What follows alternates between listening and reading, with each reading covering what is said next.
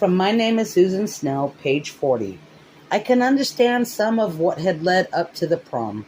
Awful as it was, I can understand how someone like Billy Nolan could go along.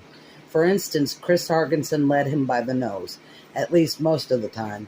His friends were just as easily led by Billy himself. Kenny Garrison, who dropped out of high school when he was 18, had a tested third grade reading level. In the clinical sense, Steve Dagan was little more than an idiot. Some of the others had police records. One of them, Jackie Talbot, was first busted at the age of 9 for stealing hubcaps. If you've got a social worker mentality, you can even regard these people as unfortunate victims. But what can you say about Chris Hargensen herself? It seems to me that from the first to last, her one and only object in view was the complete and total destruction of Carrie White. I'm not supposed to, Tina Blake said uneasily. She was a small, pretty girl with a billow of red hair. A pencil was pushed importantly in it. And if Norma comes back, she'll spill.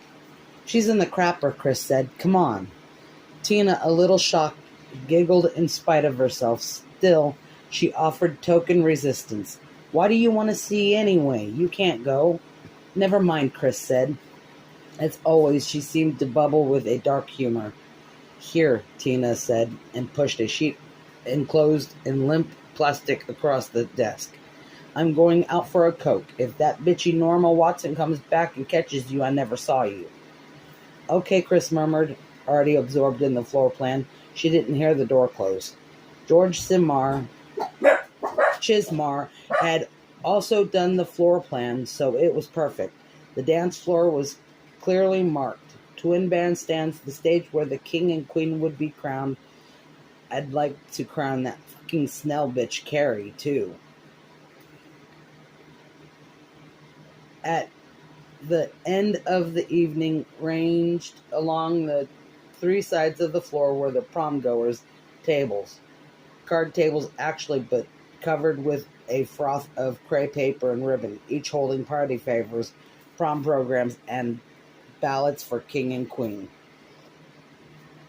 She ran a lacquered, spade-shaped fingernail down the tables to the right of the dance floor, then the left. There, Tommy R. and Carrie W. They were really going through with it. She could hardly believe it. Outrage made her tremble. Did they really think they would be allowed to get away with it? Her lips taunted grimly.